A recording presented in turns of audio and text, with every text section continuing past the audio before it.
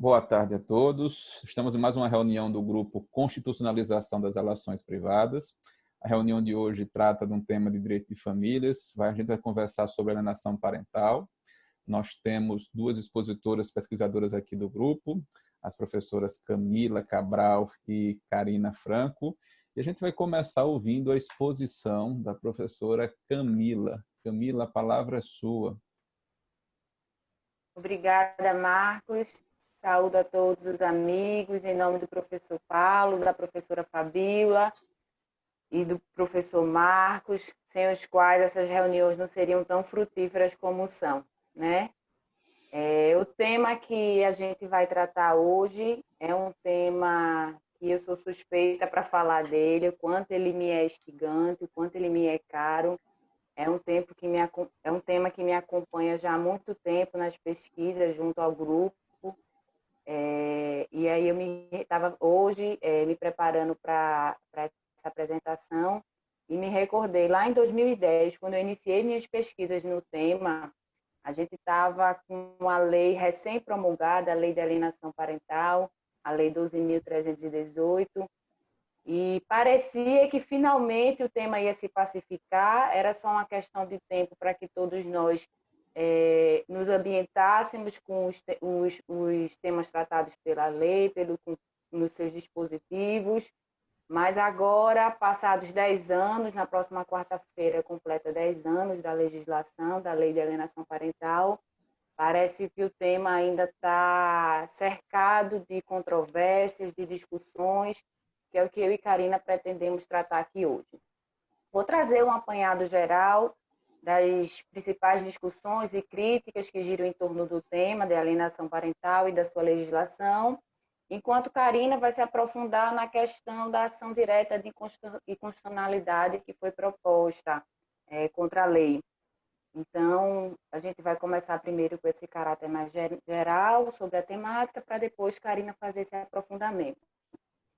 E aí, como eu estava dizendo a vocês, eu me recordando lá da promulgação da lei, essa lei ela surge com essa tentativa de pacificar, de trazer aos magistrados, aos operadores do direito, finalmente conceito jurídico sobre o tema. Porque naquele momento se via as ações de guarda, de regulamentação de visitas, chegando ao Poder Judiciário e chegando com essa temática, só que uma temática que era estranha ao direito, era uma temática lá da psicologia, da psiquiatria, muito estranha ao direito, e os magistrados tendo que acompanhar e decidir esse tipo de demanda. E aí a lei surge como uma tentativa de pacificar esse entendimento. E a lei vai trazer o conceito de alienação parental para o direito brasileiro, com uma interferência na formação psicológica de uma criança ou de um adolescente, para que ele repudie o genitor ou para que cause prejuízo à manutenção dos vínculos parentais. A lei não faz distinção de quem pode ocupar essa posição de alienador e deixa claro que qualquer conduta que interfira nessa formação psicológica, apesar dela trazer um rol exemplificativo dessas condutas, ela diz que qualquer conduta que cause essa interferência na formação psicológica de uma criança ou de um adolescente, com o objetivo de repudiar o outro genitor ou simplesmente de criar obstáculos à convivência familiar, será suficiente para ser caracterizada como uma conduta de alienação parental. Os textos, os autores costumam remontar o início dessa demanda do Poder Judiciário da questão atinente à alienação parental ao surgimento, à incorporação do Instituto da Guarda Compartilhada ao direito. Quando a guarda compartilhada é incorporada ao direito civil, com a legislação própria, pacificou-se o entendimento que não haveria mais distinção, que pai e mãe estariam igualmente habilitados para exercer a guarda de seus filhos, e melhor é que os fizessem juntos. Então, passou o que se identifica a haver uma maior demanda nesse sentido nas varas de família em todo o país, uma maior disputa de guarda, e surge, então, o que se chamava de o elemento de barganha ou essas disputas mais acirradas, um ou outro genitor tentando mostrar que era melhor ou mais competente para exercer essa guarda ou para ser mantido uma guarda unilateral em contraposição a uma guarda compartilhada. No entanto, academicamente, a alienação parental foi identificada pela primeira vez por um professor de psiquiatria, o Richard Gardner, em 1985. E aqui no país, como eu disse, o primeiro conceito legal que a gente tem com isso foi junto com a lei. E a lei, além de conceituar a alienação parental, também identificou ela como um abuso moral. A lei faz essa distinção que as condutas de alienação parental representarão descumprimento de direitos fundamentais que são assegurados à criança e ao adolescente, sobretudo o direito à convivência familiar. Ela traz como um abuso moral ou um abuso afetivo perpetrado por aqueles que tenham o dever de cuidado pela criança. Ele não faz distinção apenas de pai e mãe, mas qualquer um que tenha autoridade sobre a criança, avós, tios, qualquer outro parente. E esse abuso moral é configurado na legislação como um descumprimento de deveres parentais, como uma afronta direta aos direitos fundamentais das crianças e do adolescente. E já na área médica, esse abuso moral é comparado às mesmas consequências, os mesmos danos emocionais e psíquicos a uma criança e um adolescente que um abuso sexual. Tão graves são as repercussões nas crianças e adolescentes. A área médica também tem enfrentado a questão e tem apresentado ela como um abuso emocional que traz consequências relevantes e drásticas na vida de uma criança e de um adolescente. Então, a lei de alienação parental surgiu naquele momento para resguardar com o intuito de proteger e assegurar o cumprimento do princípio do melhor interesse das crianças e do adolescente. Ela traz, então, esse princípio como fazendo parte de uma doutrina maior, a doutrina da proteção integral das crianças e do adolescente, identificando essas pessoas em especial fase de suas vidas, na fase de desenvolvimento de suas personalidades, numa situação de vulnerabilidade mesmo nas relações parentais. Entendendo, então, que elas deveriam também, nessa situação, nessas relações parentais, serem resguardadas, serem tuteladas e garantido a prioridade e a proteção dos seus interesses. E, no entanto, apesar do surgimento da legislação, apesar de parecer que seria um momento de pacificação, de finalmente um argumento jurídico para um tema que há tanto vinha sendo discutido nas varas de família, sob outro enfoque da psicologia e psiquiatria, como eu disse, surgem, no entanto, também as críticas à legislação. E a primeira crítica à legislação vem exatamente do seu nascedouro. Naquele momento, lá em 2010 ainda, no início dos anos 2000, 2001, surge uma série de organizações de pais e mães separados que se unem para tentar pleitear ou tentar assegurar seus direitos, se sentindo não representados nas demandas e nas legislações vigentes. E essas organizações passam a cobrar do poder público uma legislação que traga essa temática da alienação parental, assim como também cobraram a questão da guarda compartilhada, que veio a ser promulgada também pela legislação. Então, esses grupos, tal como alguns conhecidos como Associação de Pais e Mães Separados, SOS Papai e Mamãe, Pai Legal, instituições até hoje atuantes, essas instituições passam a cobrar do Poder Judiciário uma resposta para aquela temática que vinha sendo discutida lá nessas outras áreas do direito, outras áreas do saber. E, então, a lei de alienação parental nasce, para alguns críticos, muito mais como uma resposta a essas demandas judiciais, respostas a esses apelos desses grupos, do que realmente um instrumento para a defesa dos direitos das crianças e do adolescente. Então, a primeira crítica que se faz à legislação e que permanece até hoje sendo feita é que o intuito da legislação parece ser muito mais culpabilizar, parece ser rotular um genitor como alienador e outro como alienado. E não parece ter o seu foco na criança e no adolescente. E a razão dessas críticas, dessa crítica especialmente, vem de outra crítica que também é feita à lei. Como eu disse, essa temática foi primeiro descoberta academicamente, tratada academicamente por um professor de psiquiatria. E seus conceitos, suas teses, suas hipóteses foram simplesmente sendo incorporadas nas outras áreas do saber, inclusive no nosso ordenamento jurídico, sem muito crivo científico. E a outra crítica que se faz, e foi feito inclusive um estudo na Universidade do Rio de Janeiro, ele foi feito um apanhado da literatura sobre o tema de alienação parental, especificamente na área jurídica, e não foi possível identificar um rigor metodológico ou científico nesses artigos.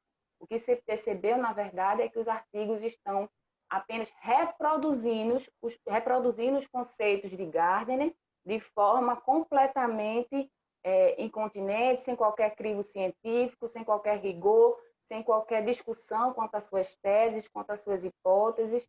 Então, tem se discutido muito o rigor científico dessas teorias. Tanto é que nos Estados Unidos, onde o psiquiatra, o Richard Gardner, era professor, né? Foi um dos primeiros países a... O Conselho Nacional de Juízes do Tribunal de Menores e Família hoje recomenda que não seja utilizado o termo alienação parental e síndrome da alienação parental, por ser uma síndrome desacreditada pela comunidade científica. Então, o cenário atual é que esses conceitos trazidos lá da teoria de Gardner, da psiquiatria, não estão sendo vistos com o rigor científico necessário. E aí, a gente olhando para essas primeiras críticas, vem o nosso primeiro cuidado como advogados, como pesquisadores e atuantes, né, no direito, dos erros que se pode cometer e que parece ter sido o alvo dessas críticas e da teoria de Gardner, de classificar toda e qualquer situação onde haja uma alegação de alienação parental como realmente uma conduta alienante. E aí, essa tem sido hoje, e de forma mais atual, e inclusive Karina vai abordar isso quando tratar da ação direta de constitucionalidade, a maior preocupação atual. E a alegação de alienação parental tem servido, em alguns casos, como um escudo, né? Ou como um óbice para que situações de verdadeiros maus tratos, de ofensas sexuais, psicológicas, não sejam analisadas pelo Poder Judiciário. E a outra preocupação que essas críticas que têm sido feitas à alienação trazem e que devem nos acompanhar enquanto a gente estuda esse tema, é não acreditar que o único responsável por um não estabelecimento de um vínculo familiar, de uma convivência paterno-filial, seja o genitor dito alienador, né? Precisa-se olhar melhor para aquelas relações, as relações daquela família, porque se tratam de fato de situações relacionais e não simplesmente de conceitos jurídicos que a gente possa aplicar para rotular essas pessoas, classificá-las e impedir de entender a dinâmica daquele ambiente familiar, que é uma das outras críticas que é feita. Quando há alegação de alienação parental, um é classificado como alienador, o outro como alienado. Ao alienador são submetidas sanções, e sanções não parecem ser eficazes no ambiente familiar, no ambiente de direito de família, se a gente entende que o conflito ali é muito mais do que jurídico, são conflitos relacionais. Então, diante desse cenário, se olham para as medidas previstas na legislação e combate à alienação parental para se discutir qual é a sua real eficácia, se elas realmente conseguem cumprir o escopo da legislação de restabelecer o convívio familiar, de estabelecer ou restabelecer o convívio familiar e de garantir a proteção da criança e do adolescente, de fazer frear essa interferência na sua formação psicológica. E aí, nesse sentido de olhar para o escopo da legislação, a legislação deixa claro que a importância dessas medidas judiciais, a importância da intervenção judicial. Desde os seus primeiros artigos, a legislação vai dizer a importância do juiz e qualquer petição ou ação de alienação parental deve ter trâmite prioritário, deve ser analisado com urgência, que é dever e obrigação do magistrado frear essas condutas e garantir a proteção da criança e do adolescente. Então, a legislação deixa claro qual é o seu escopo, qual é o seu objetivo. Preservar a criança e o adolescente e restabelecer o vínculo familiar. Então, o escopo da legislação é a garantia dos direitos fundamentais da criança e do adolescente, pautado num princípio do melhor interesse e de uma paternidade efetivamente responsável. E as sanções previstas no artigo 6º da legislação, ao que muitos têm chamado de sanções, devem ser vistas como intervenções judiciais. São medidas para fazer cessar o dano. Se o escopo da legislação é a proteção da criança e do adolescente e não a punição dos seus genitores, então o objetivo das medidas ali previstas deve ser, então, fazer cessar esse dano. E aí pode ser uma simples advertência ou medidas mais drásticas, como uma inversão de guarda ou aplicação da guarda compartilhada e, em última instância, a suspensão da autoridade familiar. E essa que seria a medida última prevista na legislação, a suspensão do poder familiar, deixa claro que não se trata de uma sanção, que, na verdade, são, então, medidas para conter o dano. Por isso que ela é transitória, é uma suspensão do poder familiar, e não, sim, a sua cessação completa. Então, diante desse cenário, lá no momento da promulgação da legislação, quando eu iniciei minhas pesquisas sobre o tema, com a grande ajuda, apoio da professora Fabíola, eu fui às varas de família aqui de Recife, as 12 varas de família, fazer uma pesquisa com os magistrados, membros do Ministério Público, assistentes sociais, psicólogos que atuam nas varas de família, para tentar entender como estava sendo recepcionada essa lei. E parece que a discussão que a gente trava hoje é a mesma que já era travada 10 anos atrás.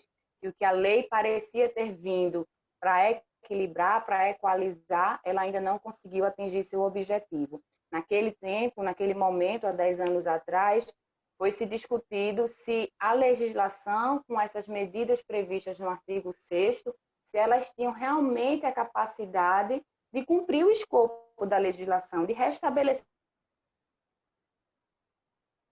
de família, foram unânimes em alegar de que não, elas não tinham essa capacidade, que sozinha uma medida judicial não teria o condão de cessar uma conduta alienante e restabelecer o convívio familiar, que era necessária atuação com outros profissionais da área da psicologia, da terapia familiar, os assistentes sociais, outras áreas para tratar, para cuidar, para apoiar aquela família e na questão que normalmente costumam ter como pano de fundo esses conflitos familiares, os conflitos relacionais. Então, já há 10 anos atrás se trazia essa preocupação com não a ineficácia da legislação, mas a sua eficácia limitada a essa outro tipo de intervenção que a família demanda. Só que a própria legislação trouxe essa previsão.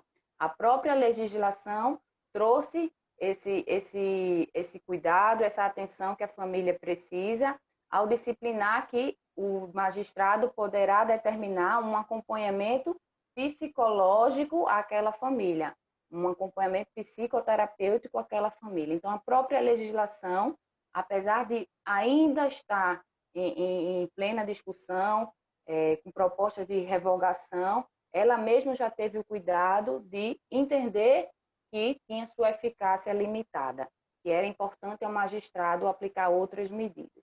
Então, o cenário que a gente tem hoje, 10 anos após a promulgação da legislação, parece ser aquele mesmo cenário de incertezas de 10 anos atrás, de muito mais uma dificuldade de aplicação das disposições previstas na legislação do que realmente a sua inconstitucionalidade ou a sua divergência com o nosso ordenamento jurídico, mas o que Karina vai analisar melhor. Mas o escopo da legislação é claro, na defesa dos direitos fundamentais da criança e do adolescente, no restabelecimento do convívio familiar. E, para isso, prevê medidas judiciais de intervenção na família que não devem ser entendidas como sanção e que não são previstas na legislação como sanção. Então, ela não tem esse caráter de culpabilizar, de rotular os genitores, como tem sido discutido, e apesar desse caráter não científico dos conceitos que foram trazidos lá da psiquiatria de Richard Gardner, a legislação cuidou de trazer um conceito para o direito brasileiro. E é esse conceito que tem sido aplicado e que deve ser aplicado na defesa dos direitos das crianças e dos adolescentes. Algum problema, Marcos? Tá tudo certo comigo. Porque aqui alterou a exibição.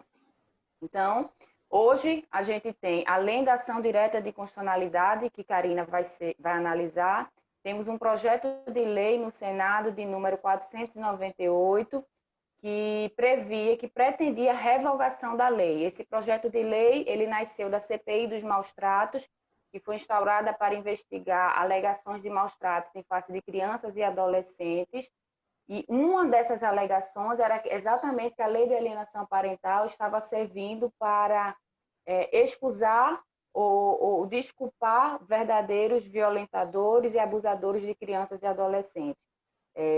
Aí, novamente, esses grupos de organizações civis vão pleitear, principalmente grupos de mães, dizendo que quando iam à justiça ou às autoridades denunciar uma situação de maus-tratos, de violência contra seus filhos, a outra parte simplesmente trazia a alegação de alienação parental e se aplicava uma inversão de guarda e a criança era colocada no poder do ofensor, do violentador. Então, essa CPI dos maus-tratos trouxe esse projeto de lei ao Senado, que está em tramitação, e atualmente ele sofreu uma alteração, não mais para requerer a revogação da lei, para pretender a revogação da lei, mas apenas a sua alteração. E quem encabeçou isso, quem foi a relatora, foi a senadora Leila Barros, a conhecida como a Leila do vôlei, né? E ela traz como 3 pilares que devem ser observados nas alterações da lei de alienação parental. Garantir o bem-estar das crianças, assegurar que os pais possam prestar denúncias de maus-tratos, de violência em face dos seus filhos, ainda que o ofensor, o violentador, seja o outro genitor, e que os juízes devem estar envolvidos desde as fases iniciais dessas ações. E aí a proposta dela, a proposta aprovada pela Comissão de Direitos Humanos, é de que o magistrado ouça todas as partes antes da tomada de qualquer decisão, apenas na exceção, com exceção dos casos de violência, em que pode ser aplicadas medidas independente da oitiva da parte contrária. Me parece que essa previsão já é prevista na legislação. A legislação acautela de que o magistrado deve ouvir o Ministério Público, deve, se necessário, ouvir a equipe multidisciplinar. Então, não há a previsão na legislação de aplicação de medidas de intervenções judiciais em alegação de alienação parental sem a oitiva da parte contrária. E aí, um outro ponto, que aí esse sim me causa preocupação, é de que se houver a proposta, né, que a lei seja alterada para que, caso haja um processo criminal instaurado em face de um genitor, que o processo de alienação parental permaneça suspenso até a decisão de primeiro grau desse processo criminal. Isso me parece ir de encontro, isso é contrário à ideia da própria legislação, à ideia de munir o Poder Judiciário, de munir os magistrados de medidas para garantir a proteção dessas crianças e adolescentes. Se julgado esse processo criminal em primeiro grau, que sabemos que não são processos que tramitam de forma célere, rápida, como se espera, até porque demandam uma instrução processual. Então, se ao final dessa decisão for verificada que se tratou de uma denúncia incorreta, sem substrato fático, sem comprovação, todo esse tempo essa criança pode ter sido privada do convívio de um dos seus genitores. Então, me parece que essa disposição vai na contramão do escopo da legislação de garantir a proteção dessas crianças. E, por último, esse projeto de lei do Senado prevê a alteração da lei de alienação parental para, e aí me permitam colocar aspas, retirar direitos do alienador de forma gradativa. E aí parece que, mais uma vez, está sendo feita a confusão que se fazia 10 anos atrás, de olhar as disposições do artigo 6º da Lei de Alienação Parental como sanções e não como medidas de intervenção para a proteção da criança e do adolescente, né? A medida que prevê que a retirada de direitos seja feita de forma gradativa, se está lendo essas medidas como sanções, que não foi o objetivo da Lei de Alienação Parental. E aí, meus colegas, eu gostaria de dividir essas inquietações que temos inicialmente com a temática. Karina vai agora adentrar mais ainda no tema, e aí depois a gente continua para tentar chegar a mais perguntas ou, quem sabe, a conclusões. Acho que a gente começou muito bem, Camila. Obrigado pelas colocações. A gente vai ouvir a professora Karina logo na sequência. E lembrando ao pessoal que está aqui na sala que podem se inscrever pelo chat, tá? Para a gente começar os debates. Karina, eu vou pedir que você mesma libere seu microfone e a palavra é sua.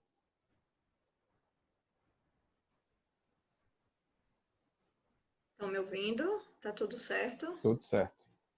Pronto.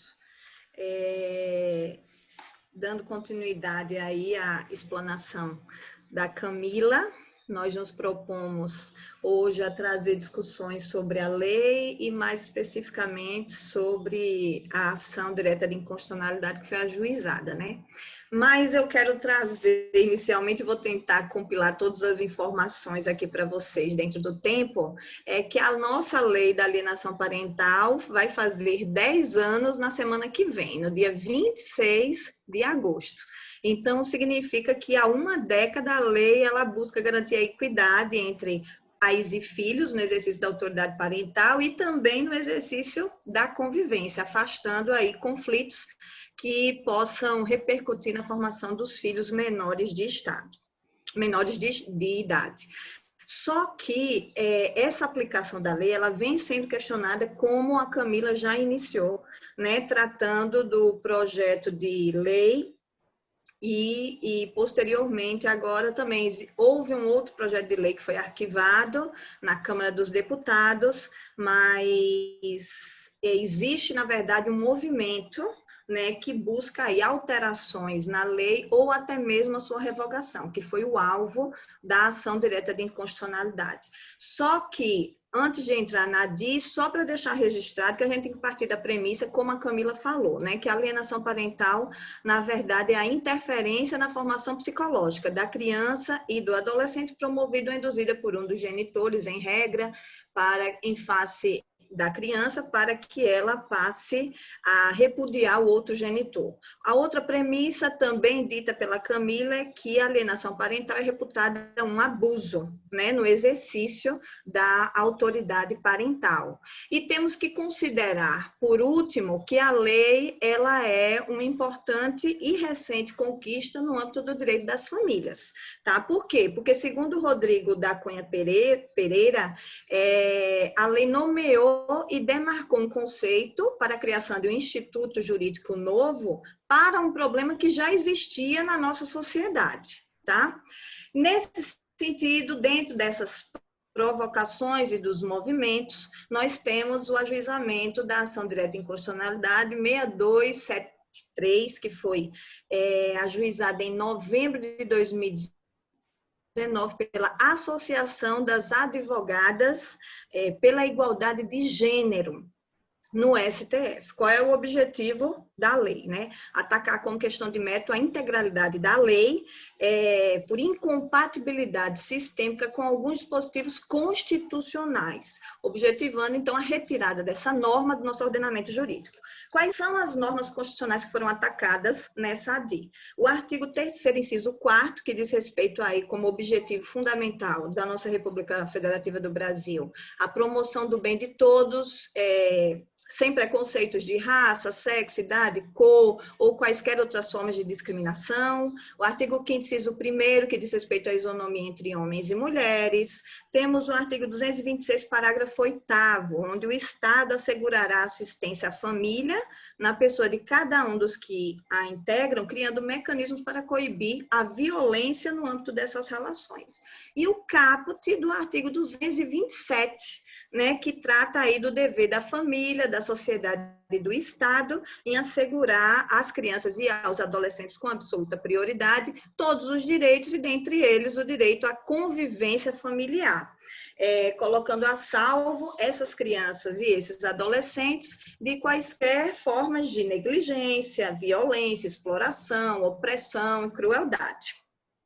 Só que alguns segmentos, alguns já citados pela Camila, eles se opõem a essa lei, né, e pugnam pela revogação da lei, porque eles entendem que há prejuízo às crianças e aos adolescentes. Eu vou citar só a título exemplificativo alguns desses segmentos, ou coletivos, como assim foram chamados na petição inicial. A proteção à infância, voz materna, mães na luta, vozes de anjo e Cladem Brasil. São alguns movimentos que giram em torno dessa discussão aí sobre a inconstitucionalidade da lei da alienação parental. Eu elenquei aqui algumas teses de argumentação da associação na ADI. Primeiro, óbvio, sustentando aí que a lei fere frontalmente esses dispositivos constitucionais que foram elencados. Eles alegam que o conceito da alienação parental tem servido como uma estratégia de defesa por parte dos agressores às mulheres e abusadores sexuais como uma justificativa plausível para a rejeição das crianças em relação a eles, ou também numa tentativa de desacreditar, desqualificar ou fragilizar as alegações de violência ou abuso sexual que são feitas geralmente pelas mães. Então, nesse sentido, haveria aí um deslocamento da culpa para o genitor guardião, que geralmente é a mãe, que na verdade agem na proteção dos seus filhos. A ADI, a associação, na verdade, ela se baseou também em uma pesquisa jurisprudencial que tomou como objetivo alguns acórdãos do Tribunal de Justiça do Rio Grande do Sul, no período de agosto de 2016 a julho de 2019. E nessa pesquisa, eles concluíram e observaram que a alienação parental ela é tida como uma tese de defesa em denúncias de abuso sexual e concluem que o melhor interesse da criança não é levado em consideração, mas é levado em consideração o interesse do genitor acusado de abuso.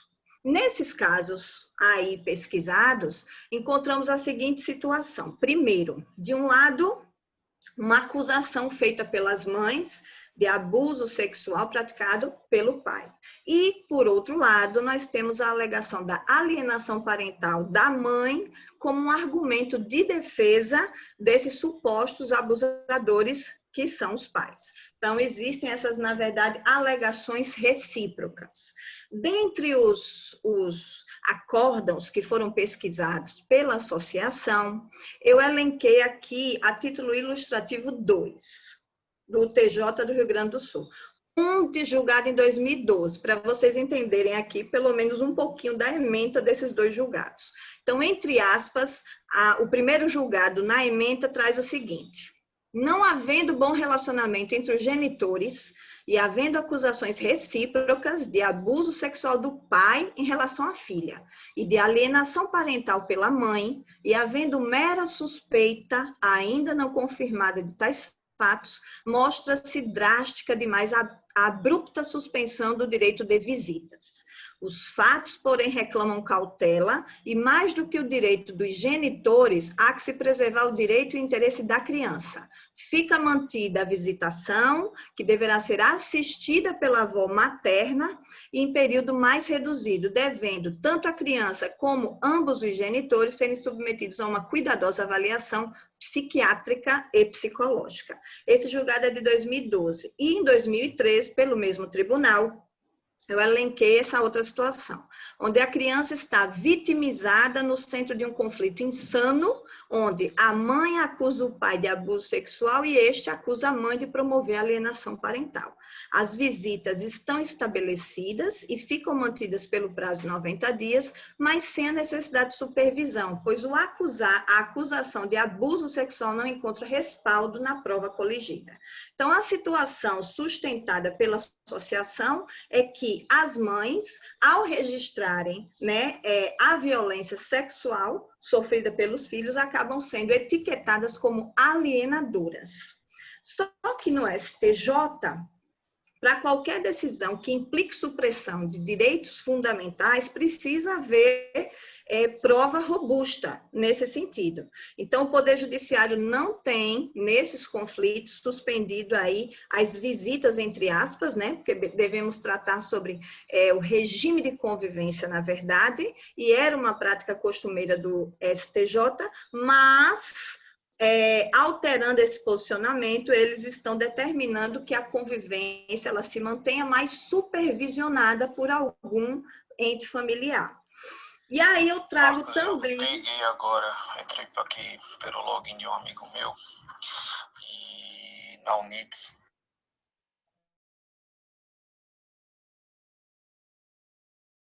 do STJ no julgamento do HC 249.833, que mantém o posicionamento no seguinte sentido: não havendo bom relacionamento entre os genitores e havendo acusações recíprocas de abuso sexual do pai em relação à filha e da alienação parental e implantação de falsas memórias pela mãe, havendo mera suspeita ainda não confirmada de tais fatos, mostra-se drástica demais a abrupta suspensão do direito de visitas. Esse julgamento foi em 2012. Então, com a ilustração desses julgados, o que é que nós temos? É que deve haver, né, uma cautela por parte do magistrado, junto com o apoio da equipe multidisciplinar, assim prevista na Lei de Alienação Parental, no CPC de 2015, que ele deve ter cautela para proteger aí a criança e o adolescente da possível alienação parental e um possível rompimento dessa criança com o pai alienado, mas, por outro lado, também a lei, ela viabiliza a adoção de medidas legais no sentido de coibir esses abusos sexuais que sejam verdadeiros, porque nessa situação, o lado da moeda, esses supostos pais abusadores, eles se utilizam como argumento de defesa falsas ocorrências de prática de alienação parental por parte dessas mães. Doutrinariamente, a Maria Berenice Dias, ela alerta que ante a gravidade da denúncia de abuso sexual e a alegação da ocorrência da alienação parental, é necessário que o juiz atue com prudência, devendo observar as peculiaridades do caso concreto e analisar se realmente existem vestígios de alienação ou não, para distinguir aí os intentos, né, vingativos do suposto alienador, de um lado, e de outro lado, se realmente se tratar de um sentimento de desespero do genitor, que no caso são as mães que visam a proteção da integridade física e psicológica dos seus filhos. A associação, então, entende que a lei não opera no melhor interesse da criança e do adolescente. Pelo contrário, elas reputam que a lei intensifica o sentimento de disputa, de conflito e de polarização entre os pais, promovendo aí o uso da criança como objeto processual.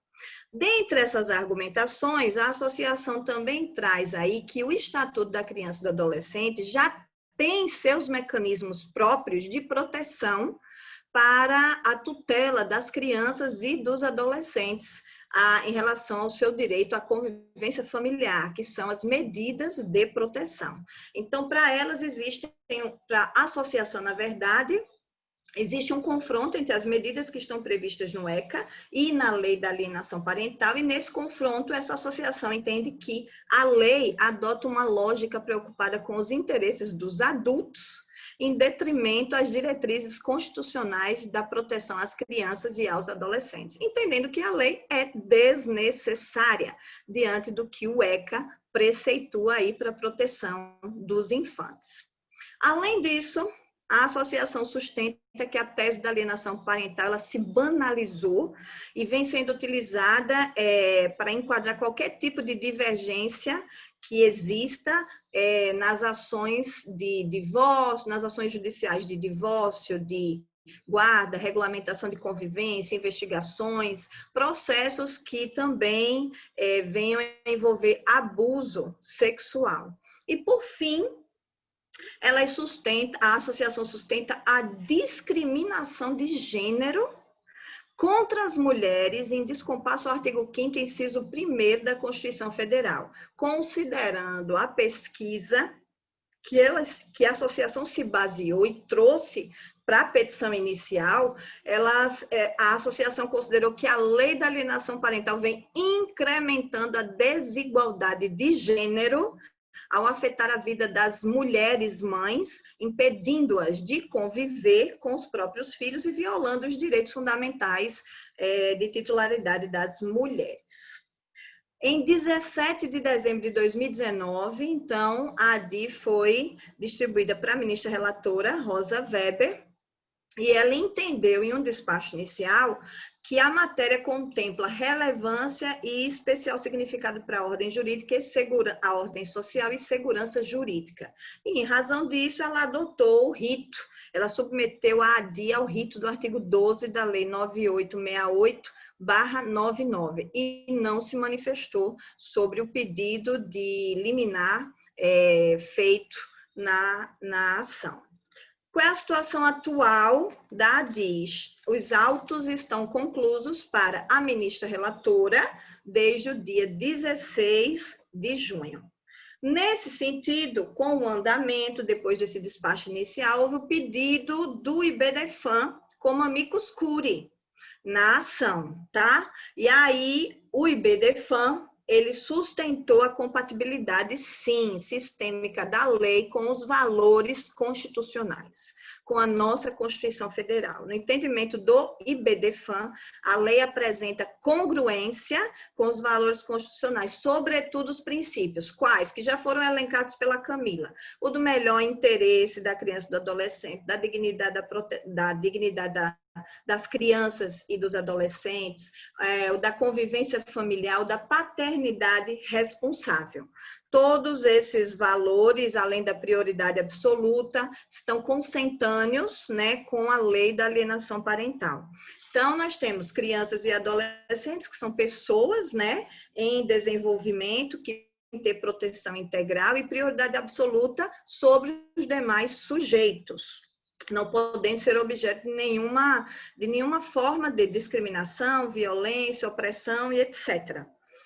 Nesse sentido, o IBDFAM sustenta que a Constituição Federal, nos artigos 227 e 229, contempla o melhor interesse e, por ser um direito fundamental, dele se espraiam os outros dois princípios, que são da proteção integral e o da prioridade absoluta. O IBDFAM também sustentou que a lei vai de encontro à ordem constitucional na medida que busca preservar, né, esses valores como absoluta prioridade, o melhor interesse da criança e do adolescente e a convivência familiar, que estão na Constituição Federal. E esses são os valores tutelados na lei da alienação parental, devendo, em cada caso concreto, observar e aplicar corretamente a lei da alienação. O IBDFAM trouxe também aí de que a Lei 13.431/2017 alterou o sistema de garantias dos direitos da criança e do adolescente, vítima ou testemunha de violência, e trouxe essa alteração no ECA para reforçar a ideia de que os atos de alienação parental configuram uma modalidade de violência psicológica. Por fim, o Instituto sustentou aí o princípio da vedação ao retrocesso na medida em que a lei é um direito, é mais um direito da criança e do adolescente do que dos próprios genitores a ter uma convivência familiar e ampla e postulou a constitucionalidade da lei. O Procurador-Geral da República, em Estado, se manifestou pelo não conhecimento da lei diante da ilegitimidade ativa da entidade decorrente da heterogeneidade da associação civil e também considerando a ausência de pertinência temática entre o objetivo da instituição, né, que se volta para a promoção à igualdade de gênero, e as normas que são previstas na Lei da Alienação Parental, que veiculam conteúdo relativo às crianças, à proteção das crianças e dos adolescentes.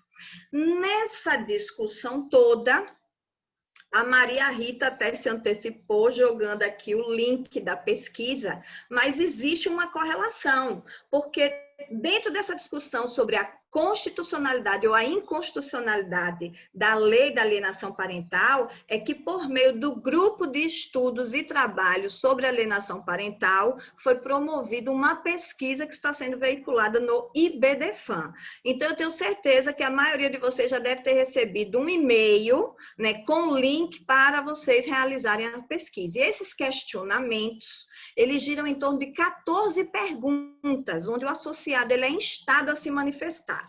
Exemplificadamente, eu vou trazer só alguns questionamentos, como, por exemplo, você que vai responder a pesquisa, né, vai responder se entende que a manutenção da lei deve se dar na sua integralidade ou ela deve ser aperfeiçoada.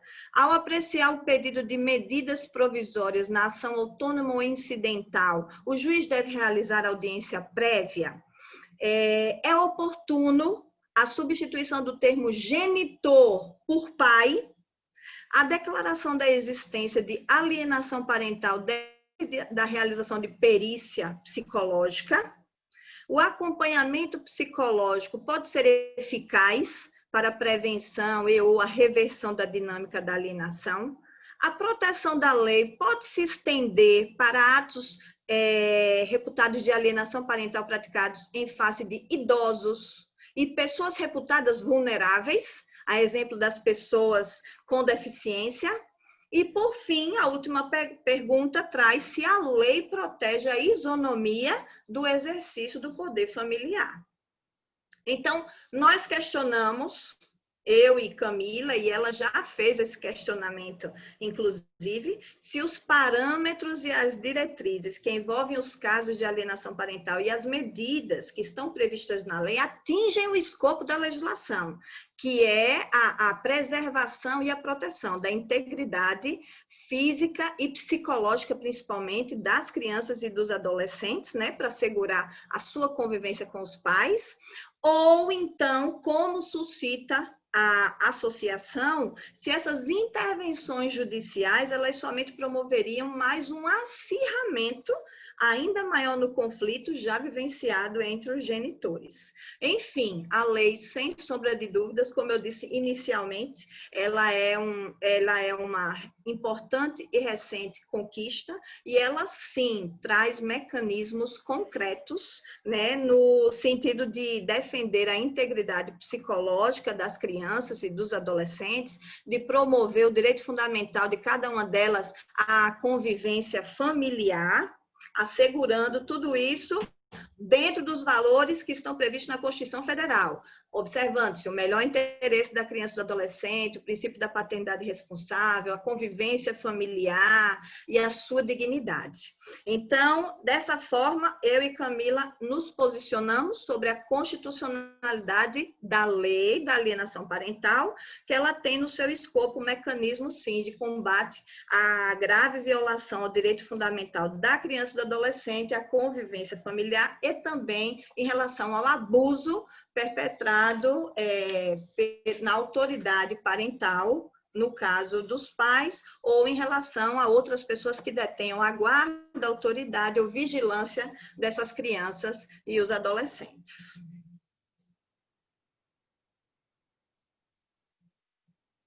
Pronto, professor Marcos.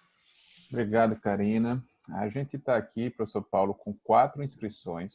A gente teve 2 falas bem instigantes. A gente tem agora uma visão geral do assunto. E eu lhe consulto se o senhor quer fazer a sua intervenção agora já, ou se prefere ouvir primeiro as pessoas que estão inscritas antes de se manifestar. Como é que a gente vai seguir? Não sei, pode ser depois, né? Tá, então vou fazer o seguinte, eu vou colocar agora pela ordem, primeiro Patrícia, depois Luciana, Maria Rita e Maria Cristina, começando com Patrícia, que tem a palavra. Boa tarde a todos. Gostaria de saudar o grupo na pessoa do nosso líder, o professor Paulo, parabenizar minhas queridas amigas Camila e Karina pela maravilhosa explanação. E, curiosamente, na verdade, eu tenho uma pergunta, inclusive, foi ótimo o professor Paulo de ter dado a oportunidade de falar depois, porque ele vai poder já falar um pouquinho a opinião sobre ele. Há umas 2 semanas, eu fui procurada por uma colega magistrada aqui do estado de Alagoas. Ela foi aprovada num processo seletivo de mestrado e ou ia se submeter, eu não entendi muito bem, e ela estava querendo definir um tema de pesquisa. E ela veio falar comigo para saber a minha opinião, se eu entendia que a alienação parental ela poderia ser considerada uma violência de gênero.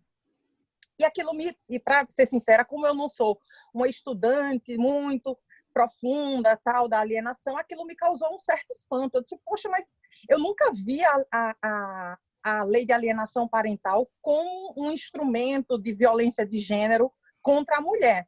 Porque quando eu penso na lei de alienação parental, eu vejo ela sob o prisma da proteção da criança e do adolescente. Só que a gente aí eu comecei a pensar na realidade, na nossa realidade social, na nossa realidade fática, em que realmente a grande maioria das guardas, elas são deferidas às mulheres, seja nas guardas unilaterais, seja nas compartilhadas, onde a residência fixa ela é determinada com a mulher.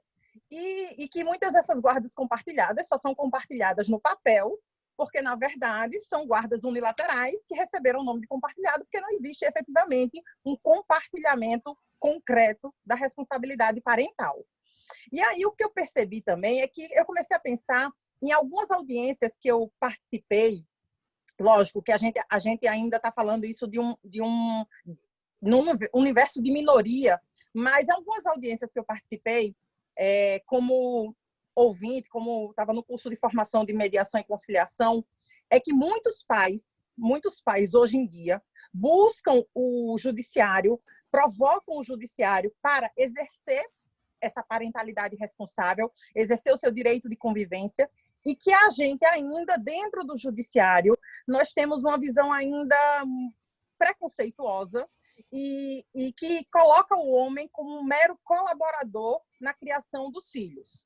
Então, quando a perspectiva que eu comecei a enxergar é que se cobra muito do homem a função dos seus deveres parentais, mas quando se fala no reconhecimento dos direitos desse homem exercer concretamente a sua parentalidade, muitas vezes ele esbarra nessa visão cultural preconceituosa de que a mulher é muito mais capacitada para esses cuidados. Como se a mulher nascesse sabendo criar filhos e como se isso não fosse um processo de aprendizagem que independe de gênero. Inclusive, uma audiência me chocou muito, porque tinha uma criança, ela tinha 1 ano e meio, ela só mamava de manhã cedo, quando acordava, e antes de dormir. E o pai, apesar de existir uma guarda compartilhada, e o pai estava pleiteando judicialmente o aumento do tempo de convívio com o filho. E aí, numa audiência de conciliação, eu estava conduzindo essa audiência, e aí a gente conseguiu chegar num consenso. Se a criança tomava café às 10 horas da manhã, mamava às 10 horas da manhã, e só ia fazer a outra mamada às 6h30, 7 horas da noite. Então, ele tinha esse interregno, por exemplo, das 11 horas da noite até as 6 horas, ou de 11 horas da manhã até as 6 horas da noite, para conviver com essa criança. E esse pai, para conviver nos termos que estavam definidos no acordo de divórcio, ele convivia por apenas 3 horas. Como ele morava distante da mãe, então, ou ele ficava na varanda da casa dos pais da mãe da criança, ou ele tinha que ir para um parque, para uma pracinha próximo, porque se ele fosse levar a criança até a sua casa, o tempo que ele chegasse era o tempo dele já retornar para fazer a devolução. Então, ele pleiteava o direito de ficar essas 7 horas com o filho e poder levar essa criança e ficar mais à vontade com a criança na sua casa, com os seus pais e com seus familiares, e ter um maior convívio.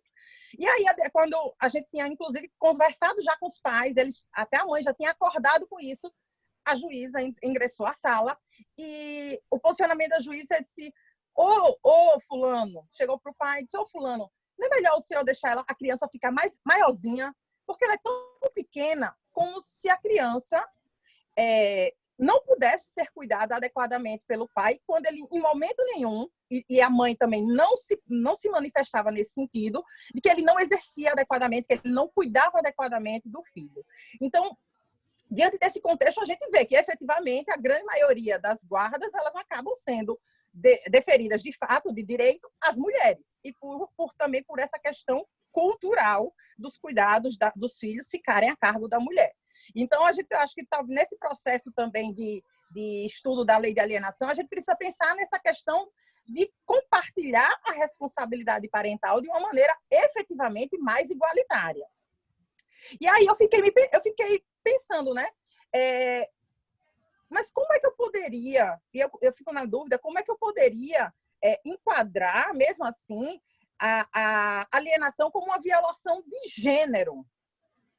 Porque na minha cabeça, o maior ofendido, ainda que você tenha como alienante, né? Alienante, o alienado, a mãe, a mulher, eu acho que a pessoa que está em maior situação de vulnerabilidade, e o principal atingido, e a pessoa cujo escopo a lei visa proteger prioritariamente, é a criança. Então, eu queria saber do professor Paulo o que é que ele entende disso, se eu sei que é um posicionamento minoritário, inclusive dentro nas discussões, mas eu fiquei muito curiosa para saber. E aí essa juíza, ela alegou como justificativa disso que ela teve acesso a alguns relatórios psicossociais, e esses relatórios reproduziam preconceitos em relação ao comportamento e à conduta da mulher na sociedade, como se aquele comportamento, porque ela tinha namorado, porque isso seria um fator que desabonava ela para exercer a guarda. Obrigado, Patrícia, pelas provocações. A gente vai ter a chance do professor Paulo falar e depois uma segunda rodada de debate, se der tempo. Temos 3 pessoas inscritas. Professora Luciana, agora é a sua vez. Obrigada, Marquito. Boa tarde a todas e a todos.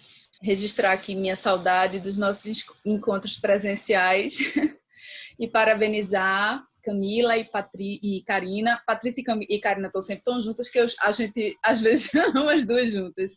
Mas pelas muito provocada. Vocês estão de parabéns pela exposição, foi ótima.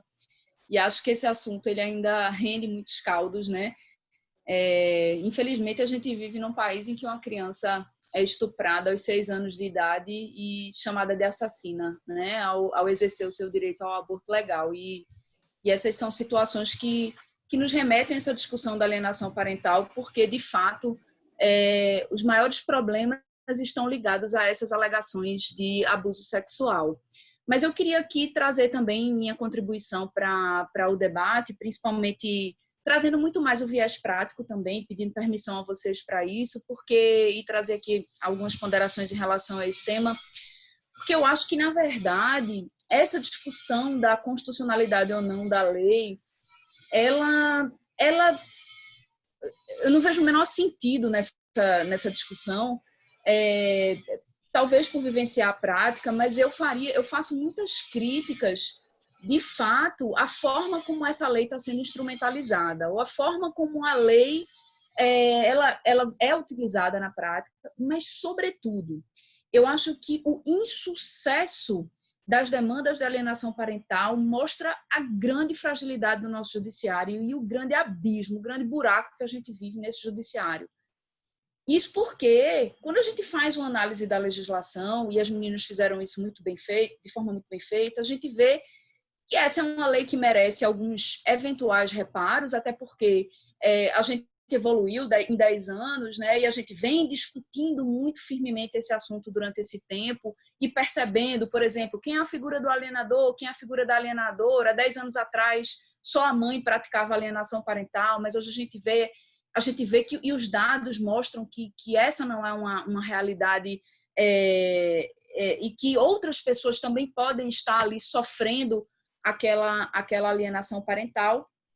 Mas a verdade é que a gente enxerga que o nosso judiciário ele não tem a estrutura que a lei impôs, né? Porque a lei impôs um estudo multidisciplinar, a lei impôs a colocação dessas famílias numa terapia, o Código de Processo Civil permite que o magistrado, pelo artigo 699, ouça a criança, né? O IBDFAN fez um esforço hercúleo para que isso fosse feito através do depoimento acolhedor, mas o judiciário não tem estrutura financeira para ter uma sala de depoimento acolhedor em cada fórum, né? E aí, minha gente, eu me deparo com os casos que a gente acompanha mesmo, né? Eu já assisti a audiência em que o juiz pegou uma criança de 3 anos de idade, sentou ela na cadeira e disse assim: e aí, você gosta mais de morar com a mamãe? Você gosta mais da mamãe ou do papai?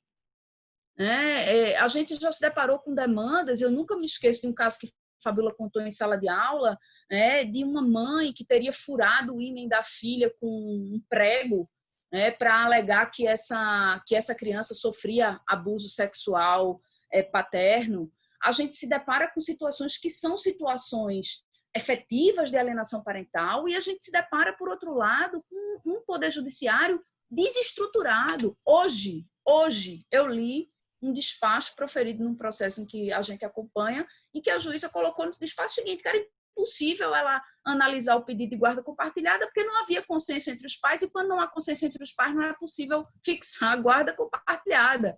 Né? E aí eu fui obrigada a fazer uma petição explicando a ela, né, que teve uma mudança no Código Civil de 2008, depois teve uma outra em 2014, né, que é preciso ler a legislação, e é muito triste a gente se deparar com isso, não só por parte da magistratura, como por uma ausência, um silêncio, um vácuo do Ministério Público, muitas vezes, um centro de apoio psicossocial inchado, que o processo vai para lá para ser estudado, o processo é estudado com urgência e volta com um ofício dizendo que não tem estrutura e que não tem previsão de quando aquele processo irá para estudo.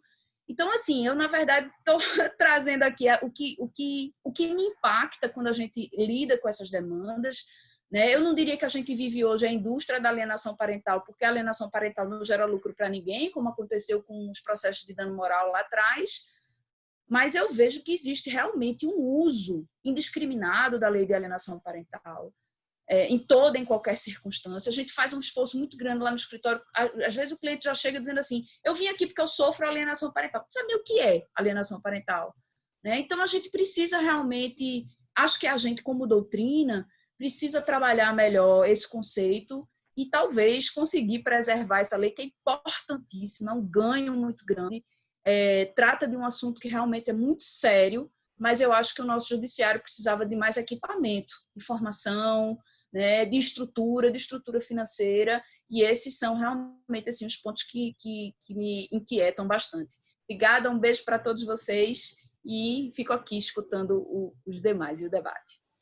Obrigado, professora Luciana. A gente ainda tem aqui inscrita a professora Maria Rita e Maria Cristina. Vamos ouvir a professora Maria Rita, cada uma trazendo aqui mais um enfoque para o problema. Eu acho que vai contribuir para o debate final do grupo. Professora Maria Rita, a palavra é sua.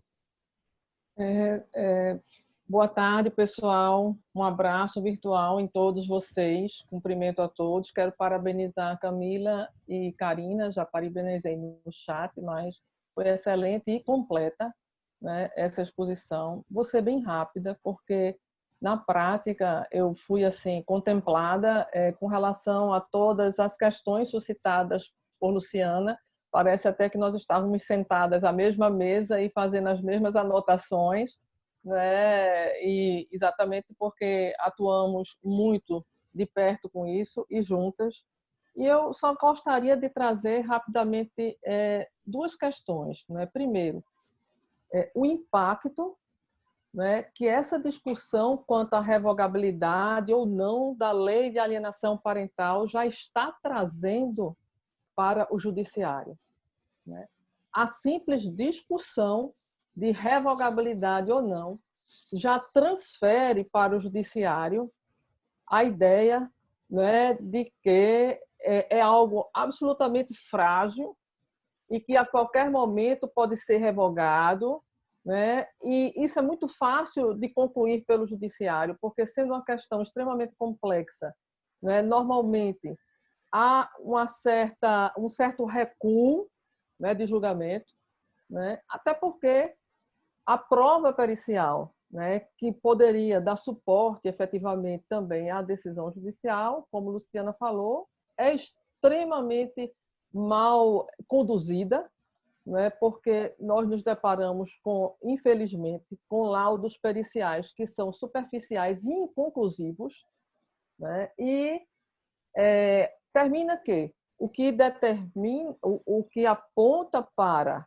né, a necessidade de uma reforma da lei é tão somente a falta de estrutura e não o ideal proposto pela lei e a má-fé de quem argue a alienação parental, que é uma coisa que pode haver em toda e qualquer circunstância com relação a toda e qualquer lei, porque isso vem do ser humano e não do ideal estabelecido pela lei.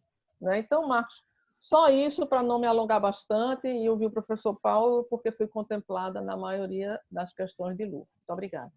Uma ótima reflexão, Rita. Vamos ouvir Maria Cristina, que é a última inscrita, e na sequência, o professor Paulo. Cris. Então, pessoal, primeiro um beijo bem grande para as duas expositoras, Camila e Karina. Foi realmente muito bacana o que vocês trouxeram. E um beijo para todos vocês que estão aqui nessa sala, né? Que muito alegra as nossas tardes de sextas-feiras. Vejam, eu vou ser rápida também, porque eu acho que quando a gente está na iminência de ouvir o professor Paulo, a gente tem que ser ligeira, porque sempre o que ele tem a nos acrescentar é muito maior do que qualquer abordagem que a gente possa trazer. Mas eu queria também trazer uma perspectiva com relação ao que já foi dito, tanto por Lu quanto por Maria Rita.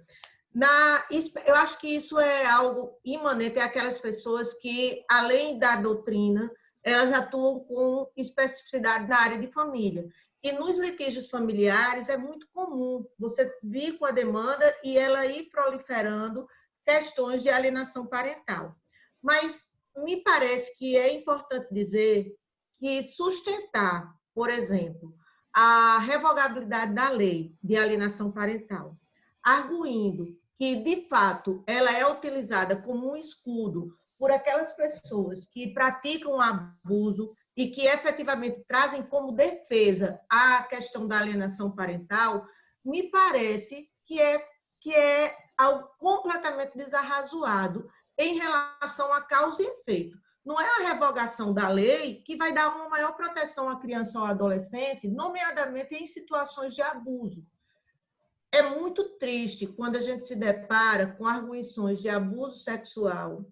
E como eu estou trazendo aqui para vocês, num debate prático, numa questão que aconteceu conosco, em que uma vizinha denunciou um pai, eles estavam separados e ele morava nesse condomínio após a separação, em razão de cenas gravadas nas cenas do condomínio, nas imagens das câmeras do condomínio, a vizinha denunciou o pai.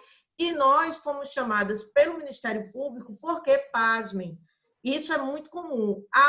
O cuidado do Ministério Público era saber se daquela situação de abuso, a mãe, que no caso era nossa cliente, se ela era ou não conivente, o que é, infelizmente, muito comum. Então, veja, quando a gente entrou com um pedido para suspender por imediato essa visita, a defesa, ainda que tivesse saído a notícia ou a denúncia de uma vizinha, era justamente a prática de alienação parental por parte da genitora. Percebo, então, que, de fato, isso é uma verdade. Quando você tem uma arguição de abuso, a outra face da moeda, por assim dizer, a fala de quem está sendo acusado da prática, é a alienação parental. Existe, a gente não tem dúvidas de que é possível, sim, existir a imputação de falsas memórias e crianças que efetivamente não passem por uma situação de abuso sejam, digamos assim, sugestionadas a intuírem uma situação adversa feito essa. Mas aí, o que nos parece preciso é equipar, melhor dizendo, o judiciário para que situações como estas possam ser, digamos, tratadas adequadamente. Por exemplo, como bem disse Rita, a equipe multidisciplinar, apesar de muito esforçada e de pessoas bacanas, por assim dizer, a gente percebe que elas são superlotadas e não funcionam. Um grande avanço que eu tenho procurado fazer em todo o processo de que de alguma forma me chega é quando tem situação de abuso e alegação de alienação parental, pedir, Lu, para que a criança seja ouvida no juizado da infância e da adolescência, que lá sim tem um depoimento especial. Nos juizados, nos fóruns onde tem as varas de família, esqueça. E eu acho que se nós não tomarmos, por assim dizer, a causa da lei de alienação parental para impedir a sua revogabilidade, ou até mesmo a questão da inconstitucionalidade, que me parece, como muito bem expôs Karina, que não é um caso de inconstitucionalidade, que é na mesma vertente, inclusive, do que se cogitou lá atrás com a Lei Maria da Penha. E também é uma outra lei, pessoal, que ela é comumente utilizada de forma, digamos assim, aleatória, fazendo com que haja um esvaziamento desse instrumento que é tão importante para digamos assim, a salvaguarda das violências praticadas em face do gênero dentro do cenário das relações familiares ou de relações afetivas. Enfim, já me encaminhando, Marcos, para o final, o que eu queria colocar aqui era somente a questão de nós, enquanto grupo de pesquisa, enquanto pessoas que misturam essas duas características, tanto de docentes quanto também de pessoas que atuam na advocacia, abramos os olhos para o perigo iminente da revogabilidade dessa lei e que é necessário que nós falamos, que nós defendamos a manutenção da lei com as alterações que elas sejam devidas. Eu estou aqui, a Renata Cirne, que é uma colega nossa do IBDFAM, acho que Lu, Maria Rita, muitos de vocês, o professor Paulo, a professora Fabíola, você, Marcos, conhece, ela está à frente dessa questão do grupo de estudo, junto com outras pessoas do IBDFAM, nessa construção desse questionário. Ela me enviou vários documentos que já são expressões a respeito de determinadas associações ou instituições se manifestando contra a lei de alienação parental, o que é um tremendo retrocesso, porque a verdade, pessoal, e aqui realmente eu já estou finalizando e agradecendo a oportunidade, a alienação parental existe muito antes de 2010. A alienação parental sempre existiu, e independentemente da existência de uma lei ou não, vai continuar sempre a existir. O que ocorre é que a lei ela pôde abrir os olhos de vários setores da sociedade, da comunidade, para um problema que é nada mais, nada menos do que a prática da violência psicológica que, de forma reiterada, vem sendo praticada. Enfim, eu, com essas palavras, eu só queria trazer para vocês essa contribuição no sentido desse chamado a nós entrarmos nessa luta para defender a manutenção da lei, ainda que haja alguma alteração no seu texto. Era isso. Obrigada, pessoal. Obrigado, Maria Cristina. Professor Paulo, eu fiz aqui 3 perguntas para o grupo, com base no que as pessoas acabaram de fazer exposições, as professoras aqui, para servir de referência para a sua fala. Eu vou pedir a vocês 1 minuto. Vejam, por favor, o que vai aparecer na tela de vocês agora e votem para poder o professor Paulo ver o resultado antes de ele começar a fala dele, para vocês não serem influenciados pelo que ele vai falar depois. Por favor, votem para mim.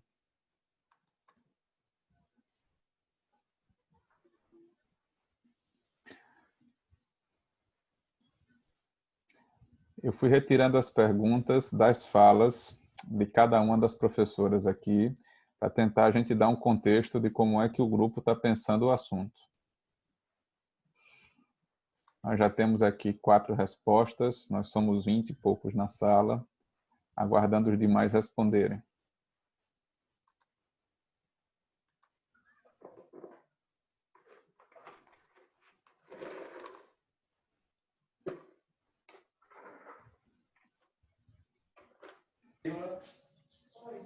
10 pessoas já responderam.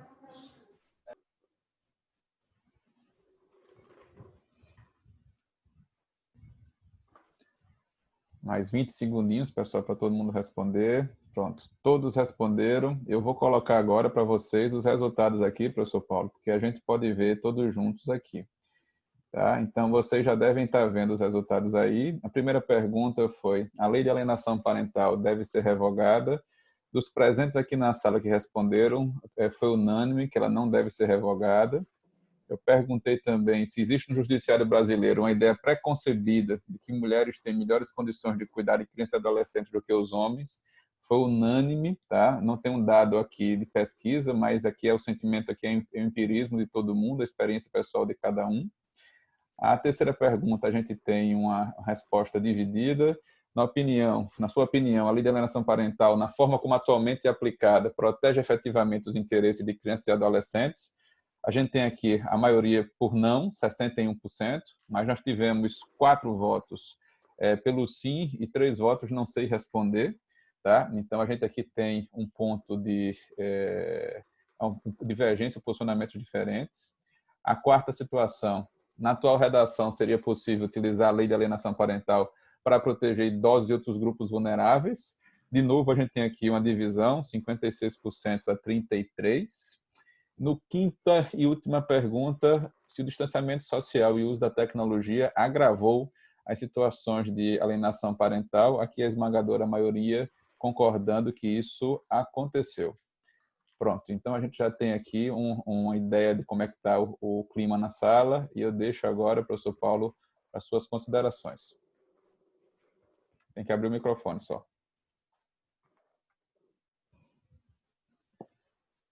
Muito bem. Karina e Camila levantaram com muita felicidade os temas que envolvem a aplicação da lei de alienação parental, especialmente no que concerne a essa tentativa de DADI no Supremo Tribunal Federal. Antes, como aliás a Maria Cristina tinha levantado, que é algo que antecede muito a lei de alienação parental, essas questões já aconteciam na história do judiciário, da vida, das separações, os dramas que se projetam em toda a vida.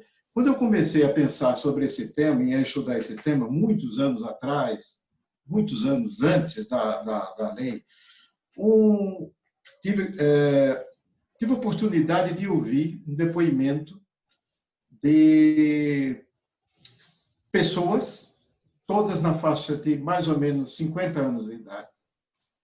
Isso foi no Reino Unido. E essas pessoas, os depoimentos são impressionantes, porque todas sofreram as consequências de alienação parental. E todas essas pessoas que deram seus depoimentos tiveram suas vidas afetivas, psicológicas, sentimentais, afetadas por essa situação. E o conflito de lealdade entre a pessoa, normalmente a mãe, as mães que os criaram, e o pai,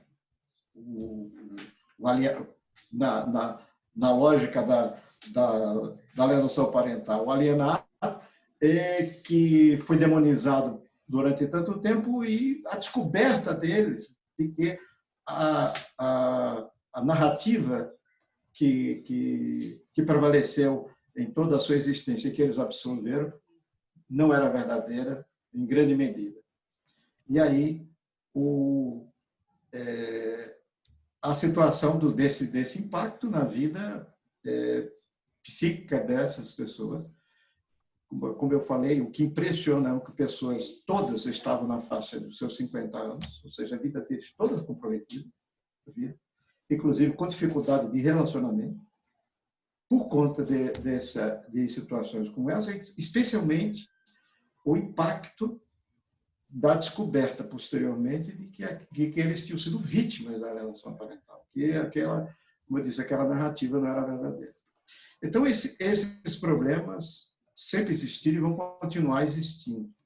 A lei ela veio cercada, poucas leis no Brasil, na área do direito de família, foi cercada de tantas expectativas positivas quanto a lei da alienação parental. E, para mim, 10 anos depois, é surpreendente essa reação.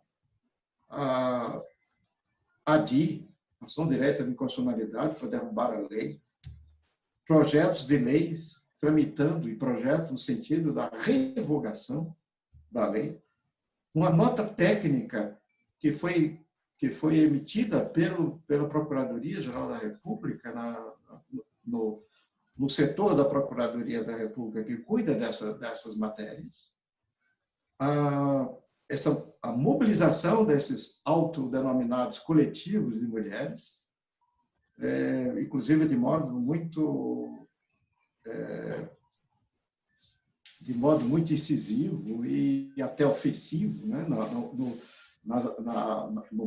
modo como, quer dizer, da maneira como estão veiculando, não aceitando quem tem opinião divergente, quer dizer, reproduzindo um pouco essa polarização ideológica que infelizmente estamos vivendo nessa quadra da nossa vida na humanidade. E o IBDFAN, no caso, sempre teve uma posição clara de defesa da lei. E a Renata Cir e outras pessoas que atuam mais proximamente lá em Brasília sempre levaram essa posição para as audiências públicas dos projetos de lei, para um conselho que atua lá no Ministério das Mulheres, né, Direitos Humanos e Mulheres, e ela nos relatou a atitude agressiva com que ela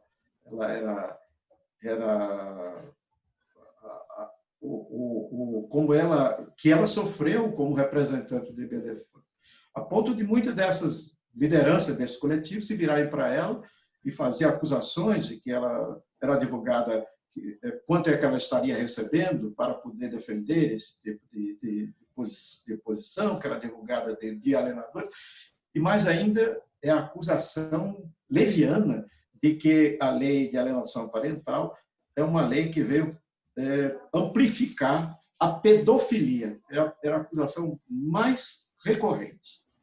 É uma lei que estava alimentando e justificando a pedofilia. Isso repetidamente sendo referido. Quando foi feito a ideia, e surgiu a ideia de se fazer um questionário, porque qual seria a posição de uma instituição como o IBDFAN diante dessa polarização, né? Durante a discussão surgiu a ideia, que foi alguns dirigentes nacionais e mais o grupo que lida dentro do IBDFAN com essa matéria, especificamente, da alienação parental,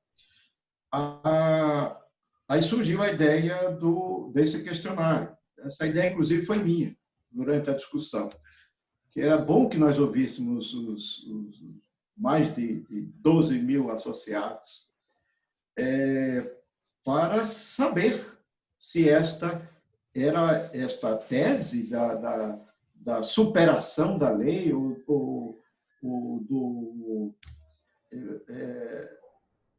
da superação e da imprestabilidade da lei, isso era algo que havia como um consenso majoritário entre os que atuam nessa área.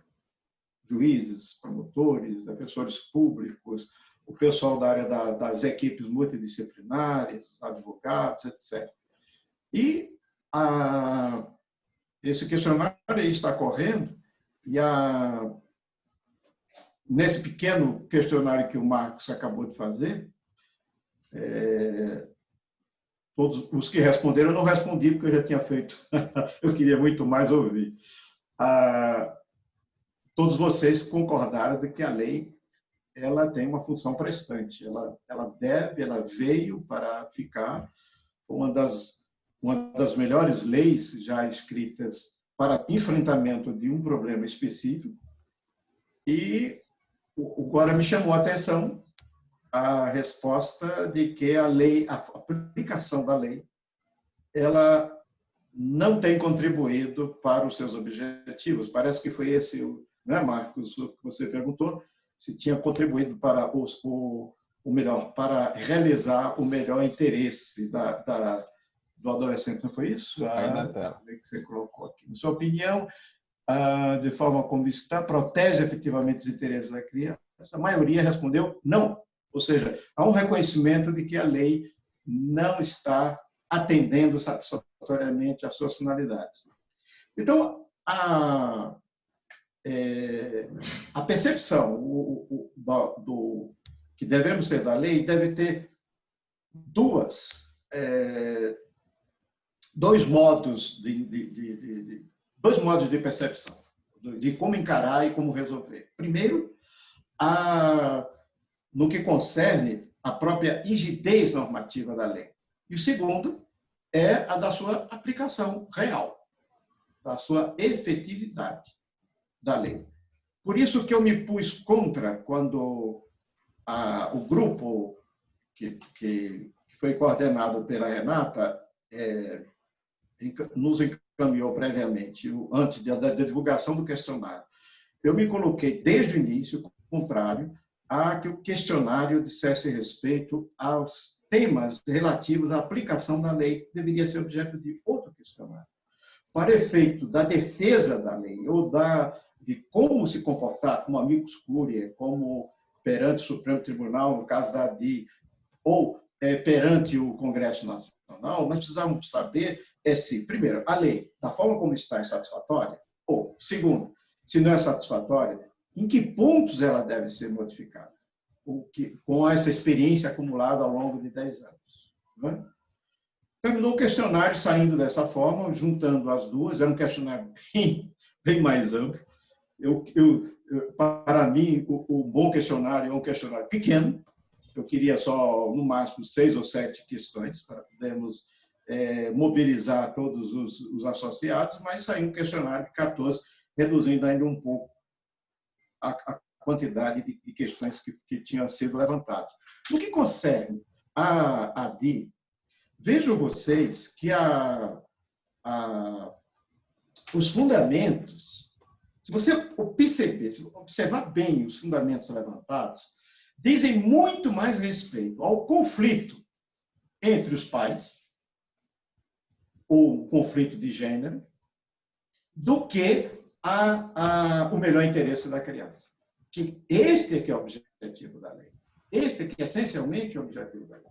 O melhor interesse do filho. Que você veja, o artigo 3º, inciso 4, que é o primeiro fundamento citado na ADI, ele diz respeito a promover o bem de todos, sem preconceitos, aí vem, que é a norma de vedação da discriminação. E o que chama a atenção? O preconceito de sexo.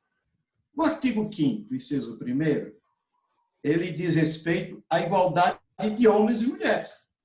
Nada tem a ver com o melhor interesse da criança. O artigo 226, e 8º, é garantia de assistência à família e coibir a violência no âmbito de suas relações.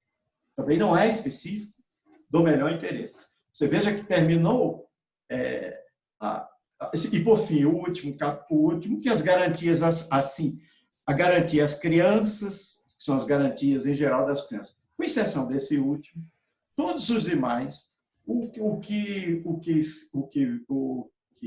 terminou inconscientemente, os elaboradores da ação direta de inconstitucionalidade terminaram revelando, era realmente um conflito que a lei estaria propiciando um conflito de gênero. Então, parece que seria esse o objetivo maior.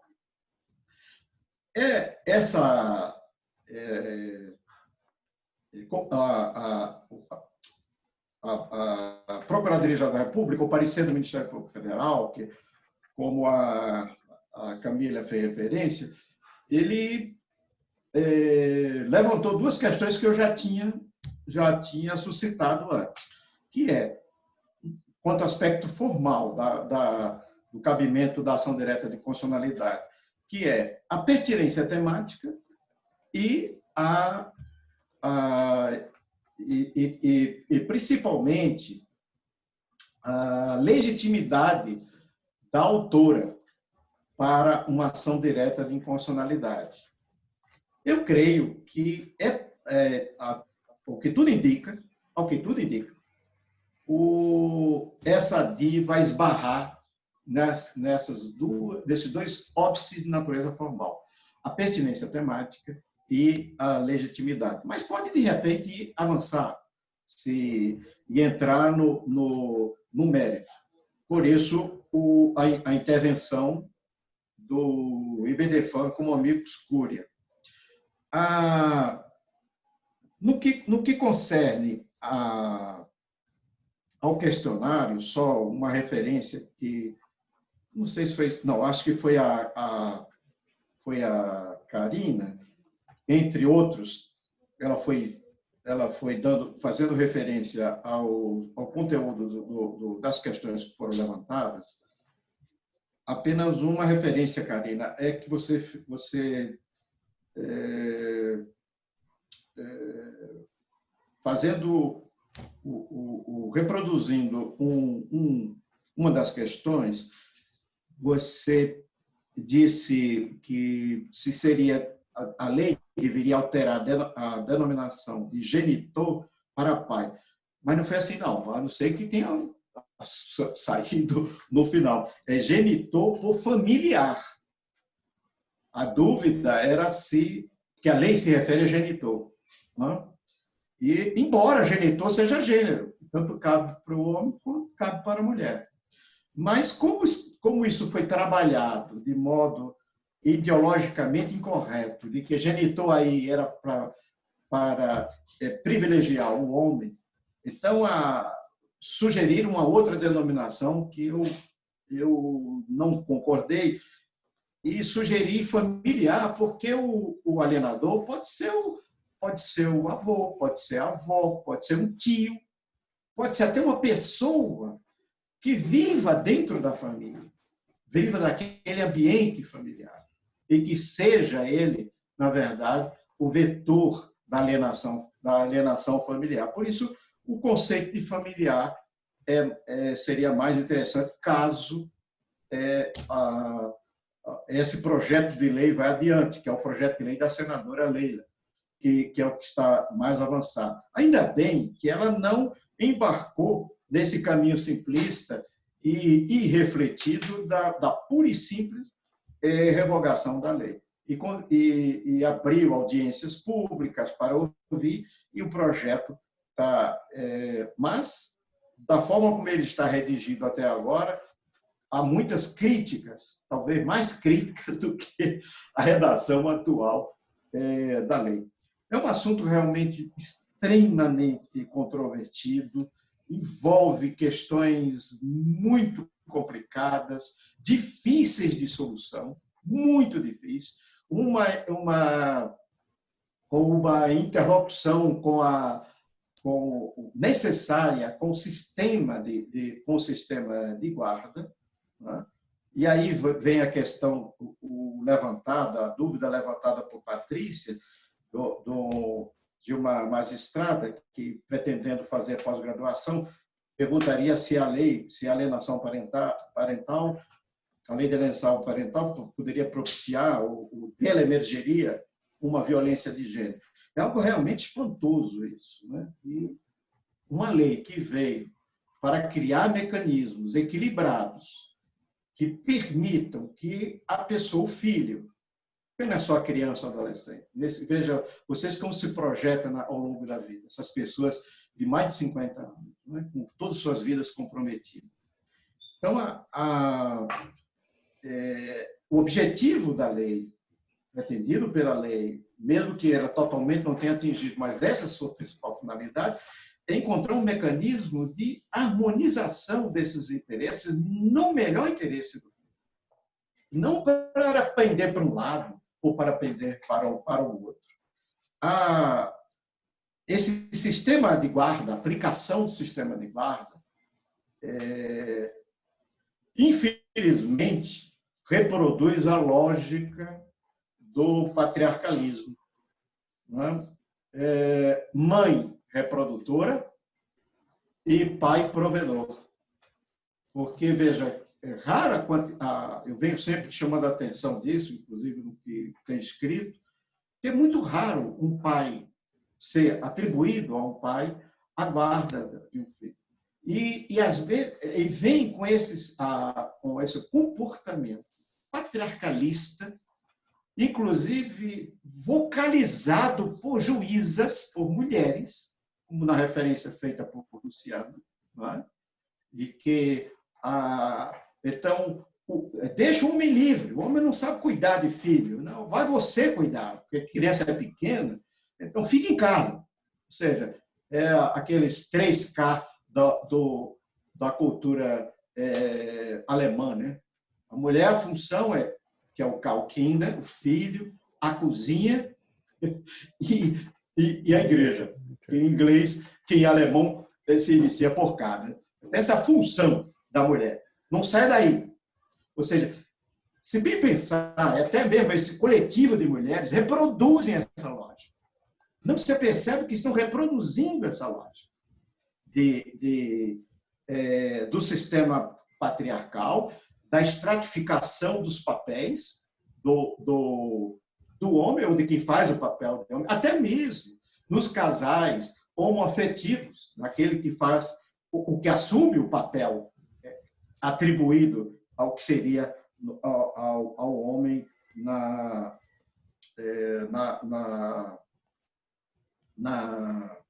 união heterossexual. A Maria Rita chamou a atenção para os que no fundo, e isso realmente é que os dois grandes argumentos de combate da alienação parental é a falta de estrutura, o argumento de falta de estrutura, e a má-fé de quem sustenta. Nenhum desses argumentos pode ter poder suficiente de convencer quem quer que seja, em sã consciência, de que uma lei deve ser revogada porque é mal aplicada ou porque a falta de estrutura do Poder Judiciário. Porque, se for assim, nenhuma lei no Brasil pode continuar em vigor. Não é? Aí seria uma ampliação absurda da tese do Kelsen da desuetude. Não é? Quer dizer, uma coisa completamente nonsense, esse tipo de argumentação. E outra coisa também que se acrescenta, juntamente dessa estrutura, é a deficiência das equipes multidisciplinares. Está faltando, isso tem se observado, está faltando uma melhor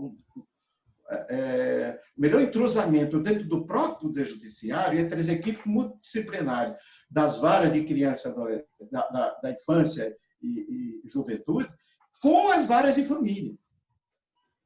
Infelizmente, para tratar desses assuntos, os juízes de família estão menos qualificados do que os juízes de infância e adolescência, porque eles não têm essa percepção do melhor interesse, com clareza.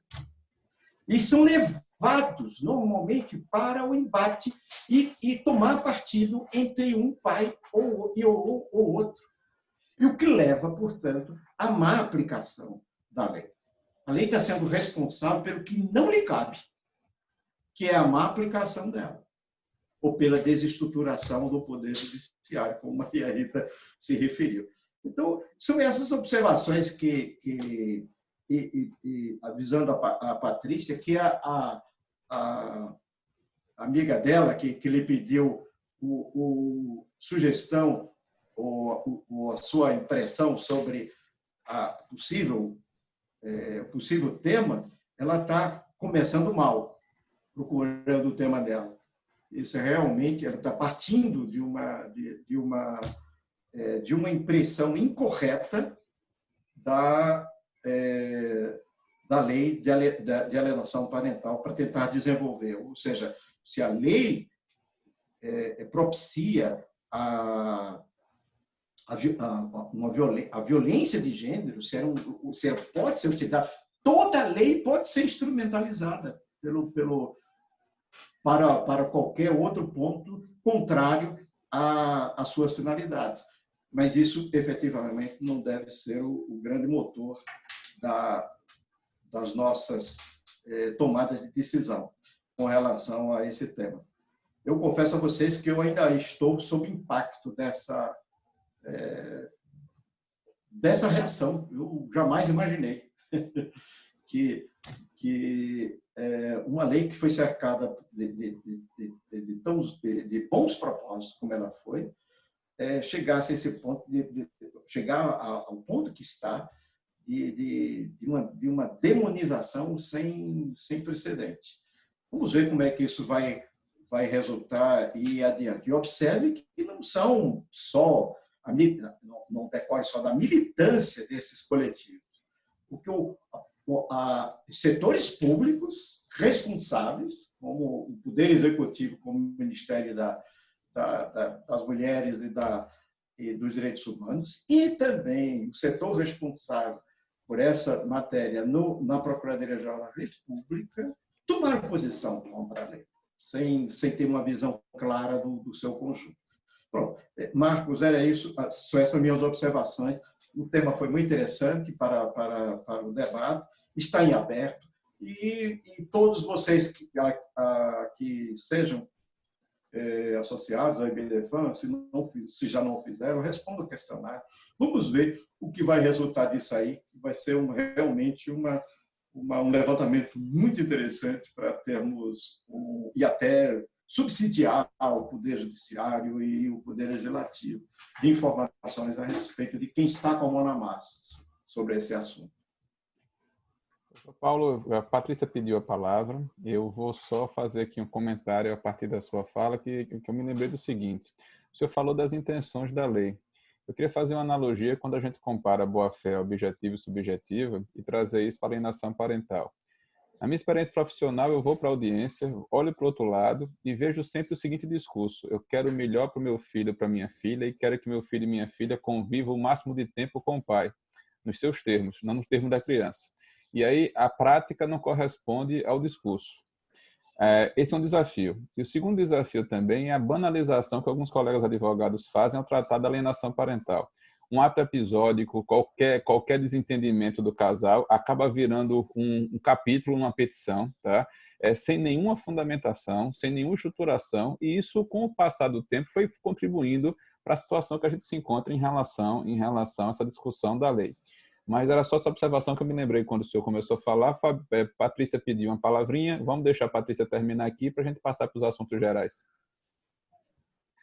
Pronto, só para complementar, professor, quando ela conversou comigo, e aí a gente foi conversando sobre o tema, e ela foi me falando essa questão dos relatórios psicossociais, a minha sugestão para ela, que eu achei que ela poderia ter um terreno muito mais fértil para trabalhar, é a manutenção dos estereótipos e de que forma esses estereótipos dessa cultura patriarcal, machista, eles ainda refletem nas decisões das relações familiares, já que como magistrada ela teria acesso, né, teria um acesso muito mais fácil ao teor dos processos de família, ao teor e às decisões dos processos de família, ainda que corram em segredo de justiça. Eu achei que talvez a minha sugestão para ela foi nesse sentido, já que ela queria falar sobre a perspectiva do conteúdo desses relatórios e de que forma isso ainda é preconceituoso. Aí eu falei, a minha sugestão foi na perspectiva de manutenção dos estereótipos decorrentes dessa cultura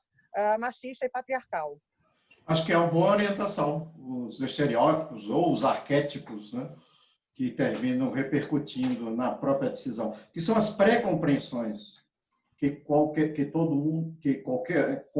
pessoa, quando emite uma opinião ou toma uma decisão, dificilmente escapa deles. Mas para o Poder Judiciário, que tem o dever de isenção e da impessoalidade, ele tem que afastar isso. Então, acho que aí, no caso, ela vai desenvolver uma pesquisa empírica, né, em grande medida, né, mais empírica do que jurídica, mas vai repercutir, de qualquer forma, no resultado da prestação jurisdicional. Acho que é uma boa orientação que você deu nesse ponto. Professor Paulo, eu vou encerrar esse momento da reunião. Esse momento foi gravado para que a gente possa disponibilizar depois. Alguns alunos pediram para assistir e a gente vai tentar fazer com que o vídeo chegue para o maior número de pessoas. Me despedindo de todo mundo que vai ouvir essa conversa depois e agradecendo às nossas expositoras que deixaram a nossa tarde com excelentes pontos de reflexões. E a gente continua na reunião, mas aqui eu paro a gravação.